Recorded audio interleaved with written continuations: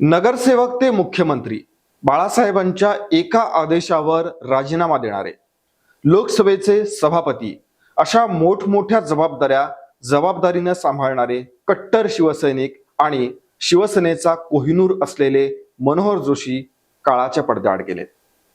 बाळासाहेबांचे लाडके.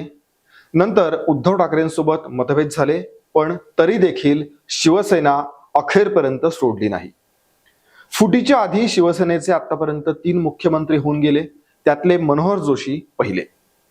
मनोहर जोशी यांच्या राजकीय सामाजिक जीवनाबद्दल तसंच त्यांच्या वैयक्तिक शिस्त आणि वेळेबद्दलच्या शिस्तीबद्दल सविस्तर या व्हिडिओत जाणून घेणार आहोत. नमस्कार, मी प्रदीप आणि आपण पाहताय बखर लाईव्ह.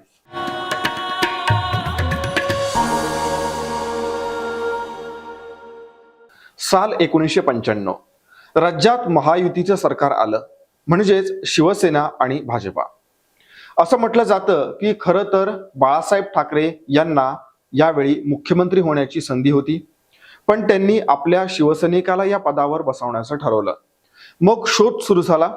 2 नावं पुढे आली, एक सुधीर जोशी आणि दुसरं मनोहर जोशी. बाळासाहेबांनी मनोहर जोशी यांच्या नावाला पसंती दिली. पहिल्यांदा तर त्यांच्या राजकीय प्रवासाबद्दल जाणून घेऊ आणि मग त्यांचे काही राजकीय किस्से किंवा राजकीय प्रसंग. तुम्हाला माहिती आहे, राजकारणात येण्याआधी मनोहर जोशी हे मुंबई महापालिकेत नोकरी करत होते. क्लार्क पदावरती ते त्या ठिकाणी काम करत होते. 1966 ला शिवसेना स्थापन झाली. त्याच्या 1 वर्षातच म्हणजेच 1967 ला त्यांनी सेनेत प्रवेश केला. ज्या मुंबई महापालिकेत ते क्लार्क पदी होते त्याच ठिकाणी ते नगरसेवक म्हणून निवडून गेले. त्यानंतर मग सुरू झाली ती राजकीय कारकीर्द. 1995 ला त्यांनी मुख्यमंत्री पदाची शपथ घेतली. 4 वर्ष ते या पदावरती होते, पण पुढे गिरीश व्यास प्रकरणामुळे त्यांना ऐन भरात असताना या पदावरून पायउतार व्हावा लागेल. गिरीश व्यास हे मनोहर जोशी यांचे जावई आणि रिअल इस्टेट व्यावसायिक होते.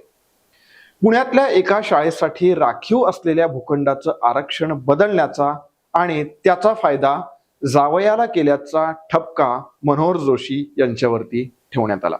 शिवाय पक्षांतर्गत विरोध होताच. यातूनच त्यांना मुख्यमंत्री पदावरून पायउतार व्हावं लागलं. काय घडला होता तो प्रसंग?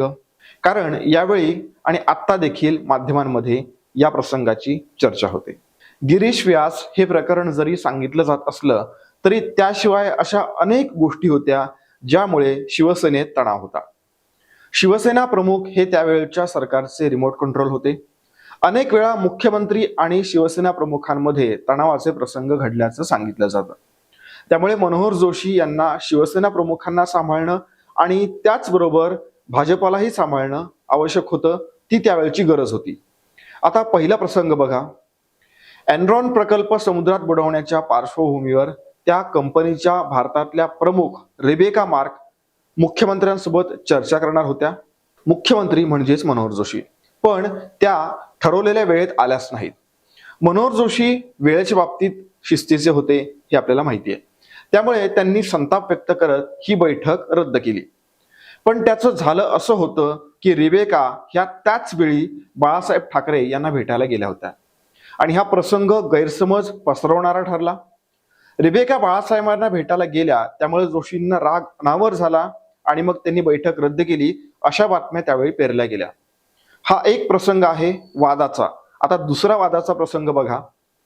बाळासाहेबांचे चिरंजीव जयदेव ठाकरे यांच्या सांताक्रूज इथल्या इमारतीत पोलिसांनी छापे टाकले.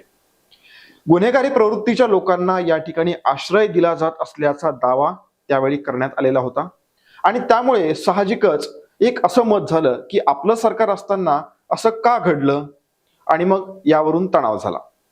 यातून मनोहर जोशी बाहेर पडले. याचं कारण असं होतं की हा प्रसंग ज्यावेळेला घडला त्यावेळी ते मुंबईत नव्हतेच. मनोहर जोशी मुख्यमंत्री असताना अशा अनेक घटना घडल्या ज्यामुळे जोशींचं मुख्यमंत्री पद जाणार असं म्हटलं जायचं. कारण एक तर युतीचं सरकार होतं आणि दुसरी गोष्ट अंतर्गत विरोध. याशिवाय नैसर्गिक संकट होती, अण्णा हजारे यांचं आंदोलन, रमेश किणी मृत्यू प्रकरण, या सगळ्या गोष्टी होत्या. पण 4 वर्ष त्यांचं मुख्यमंत्रीपद शाबूत राहिलं. पण व्यास प्रकरण पुढे करत त्यांना राजीनामा द्यावा लागलाच. मनोहर जोशींना राजीनामा द्यावा लागला तो कसा, याची कहाणी देखील एक आहे. माजी मुख्यमंत्री आणि सध्याचे भाजपा नेते नारायण राणे यांचं एक पुस्तक आहे, नो होल्ड्स बार्ड. यात हे सर्व वाचायला मिळू शकतं. त्यात त्यांनी काय म्हटलंय बघा. मनोहर जोशी स्वतःला वेगळं सत्ता केंद्र मानतात असं बाळासाहेब ठाकरेंना वाटायला लागलं होतं. 1995 ते 1997 या काळात लालफित शाही वाढीला लागली होती. त्यावर सामनामधून टीकाही करण्यात येत होती. 1998च्या लोकसभेत युतीच्या जागा 33 वरून 10 वरती घसरल्या. त्यामुळे बाळासाहेब ठाकरे अस्वस्थ झाले होते. या पार्श्वभूमीवर बाळासाहेबांनी आपल्याला मातोश्रीवर बोलावलं. यावेळी उद्धव ठाकरे देखील त्या ठिकाणी उपस्थित होते. मुख्यमंत्री बनवलं तर सरकार चालवणार का, असा प्रश्न त्यांनी आपल्याला केला. मग आपणही त्यांना सरकार चालवणारच नाही तर दौडवणार असं म्हटलं. दुसऱ्या दिवशीही हाच प्रसंग घडला. त्यावेळी बाळासाहेबांना आपण प्रश्न केला की आपण जोशींच्या जागी माझा विचार करता पण निर्णय घेत नाहीत. तेव्हा त्यांनी आपले सचिव आशिष कुलकर्णी यांना बोलावलं आणि पत्र लिहायला सांगितलं. आता हा सगळा प्रसंग नारायण राणेंनी आपल्या पुस्तकामध्ये नमूद केलेला आहे. आता पत्र नेमकं काय होतं ते देखील नारायण राणे यांच्या पुस्तकामध्ये आहे. बघा. श्री मनोहर जोशी, माननीय मुख्यमंत्री महाराष्ट्र. प्रिय मुख्यमंत्री, तुम्ही आता ज्या ठिकाणी असाल तिथे कृपया सर्व काही थांबवा आणि तत्काळ महाराष्ट्राच्या सन्माननीय राज्यपालांकडे राजीनामा सुपूर्द करा. कृपया त्यानंतर मला भेटायला या. कृपया मला भेटायला येण्यापूर्वी तुम्ही राजीनामा दिला असल्याची खात्री करा. आपला सादर बाळ ठाकरे. म्हणजे मोजून 3 ते 4 ओळींचं हे पत्र जोशींना पाठवण्यात आलं आणि तुम्हाला आश्चर्य वाटेल, त्यांनी देखील तत्काळ आपला राजीनामा सुपूर्द केला. यावर नंतर एका मुलाखतीत ते काय म्हणाले असतील बघा. जो पद देतो त्याला ते काढून घेण्याचा अधिकार आहे. माझा राजीनामा गैरसमजातून घेण्यात आला होता, पण जेव्हा हे पद मला दिलं त्यावेळी ते का दिलं असं मी विचारलं नाही. त्यामुळे राजीनामा देताना देखील ते विचारण्याचं काहीही कारण नव्हतं. बाळासाहेबांचं आपल्यावरती प्रेम होतं, म्हणूनच तर शिवसेनेतली विविध पदं आपल्याला मिळाली. उद्धव ठाकरे यांनीही आपल्याला प्रेम दिलं. या दोघांमध्ये फरक असू शकतो, पण त्यांचं आपल्यावरती प्रेम होतं, असं मनोहर जोशी नेहमीच म्हणत असत. मनोहर जोशी हे कट्टर शिवसैनिक होते. मध्यंतरी उद्धव ठाकरे यांच्याशी त्यांचे काही मतभेद झाले. दोघांमध्ये नाराजीही निर्माण झाली होती. याचा परिणाम एका दसरा मेळाव्यातून व्यासपीठावरून त्यांना जावं लागलं होतं, याच्यातून आपल्याला दिसून आला. पण नंतर त्यांनी उद्धव ठाकरेंशी जुळवून घेतलं होतं. त्यामुळे शिवसेना सोडून ते कुठेही गेले नाहीत. वेळेची शिस्त पाळणारे, एकीकडे पक्षाच्या प्रमुखांचा मान ठेवणारे तर दुसरीकडे घटनात्मक पदाचाही मान राखला जावा असा हट्ट धरणारे मनोहर जोशी आज काळाच्या पडद्याआड गेलेले आहेत. त्यांना अनेक मान्यवरांनी श्रद्धांजली वाहिलेली आहे. शिक्षण क्षेत्रातले सर ते लोकसभा सभापती म्हणून स्पीकर सर अशी भारदस्त कारकीर्द असणाऱ्या नेत्याला काळानं हिरावून घेतलं, अशी श्रद्धांजली मुख्यमंत्री एकनाथ शिंदे यांनी वाहिलेली आहे.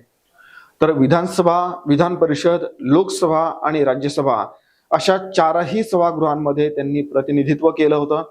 वेळेची शिस्त त्यांनी कधीही मोडली नाही, अशी श्रद्धांजली उपमुख्यमंत्री देवेंद्र फडणवीस यांनी वाहिलेली आहे. बखर लाईव्ह कडून देखील मनोहर जोशी यांना श्रद्धांजली.